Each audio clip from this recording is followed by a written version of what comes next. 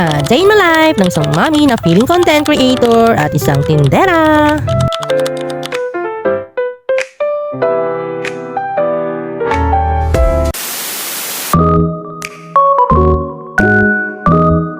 Hello mga ka-mommy! For today's video mga ka-mommy, simulan natin ang araw natin sa school. At yung Lunes mga itong video na itong mga ka-mommy. Hindi ko nga agad iniwan ang aking Junakis. Meron nga kasi silang flag racing ceremony. Natatakot din kasi ang yung ka-mommy na iwan na lang agad ang aking Junakis. Ganyan nga ang aming everyday routine, hindi ko siya agad iniiwan. Alam nyo na, nakakatakot ang panahon ngayon. Pagka-uwi ko nga mga ka-mommy, ayan nga't naglista-lista na ako ng mga kailangan bilhin. Kailangan na naman nga kasi namin mag-grocery. Paano ba naman marami na namang wala sa aming mga paninda. Wala nga rin pala kaming specific day kung kailan kami mamimili. Basta pag nagkulang, bibilin namin para hindi nagbubungal-bungal ang aming paninda. At after ko maglista-lista mga ka-mommy, ayan nga't nakikinig muna ako ng praise and worship. Alam nyo na, kailangan natin yan mga ka-mommy. Para naman makaliwalas ang ating buong araw at malakas tayo. Siyempre hihingi tayo ng guidance kay Lord at siyempre magpapasalamat na rin sa lahat ng blessings natin. At ayan nga kitang-kita na bungal-bungal na naman nga ang ating paninda. Kaya excited na naman yung ka-mommy na mag-grocery kahit na sobrang tipid-tipid tayo. Alam nyo na yung budget lang mga ka-mommy. Okay na nga yun sa ngayon yung budget kaysa naman sa wala. Siyempre kailangan natin magsumika para naman next time hindi na natin kailangan mag-budget. At habang nagpe-praise and worship nga ako dyan ayan, lumapit sa akin ang aking paboritong pamangkin. Naglalambing na naman nga, paano ba naman may gusto na naman bagong gising nga din kasi yan, kaya ganyan ang kanyang pagmumuka na kasi may sugat nga rin pala sa kanyang noo. Paano ba naman, alam nyo na, parte ng kabataan or pagiging toddler.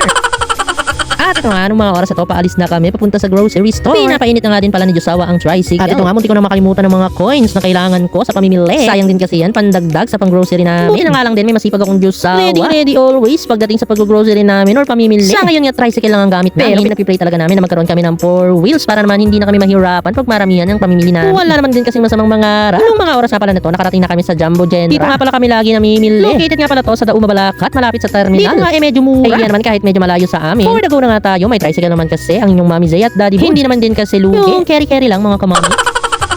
Hindi nga pala nawawala itong mahiwagang listahan ko sa tuwing namimili kami. Alam nyo na baka ma-short tayo. Siyempre, hindi pwedeng mangyari yun mga kamami. At fast forward mga kamami, nakauwi na nga kami dito. Inayos at isinasalansan ko na nga ang mga pinamili namin dito. Isa nga din kasi ito sa favorite kong ginagawa bilang isang nanay at tindera. Alam nyo na mga kamami. Kahit nakakapagod nga, so far nakaka-enjoy naman gawin itong ganito. At bilang isang nanay, hindi lang natatapos ang aking buhay sa pagtitinda. At dahil tanghali na nga, kailangan ko naman nga patulugin tong aking Junakis para naman hindi ako kinukulo sa tindahan.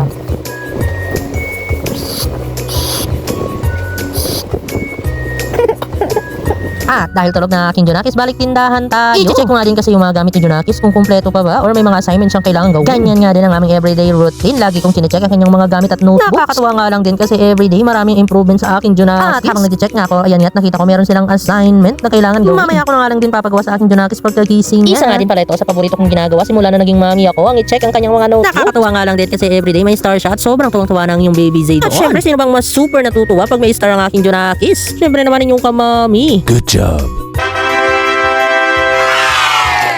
Oh, di ba may pa-sound effect pang yung kamami Zay?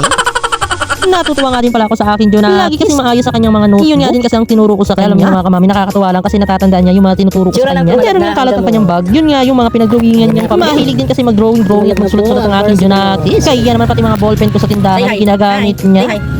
Hi ka. Oh, di ba? Nagturo na siya. Tumalab na yung paracetamol. Ayun na siya. Sabi. Takbo.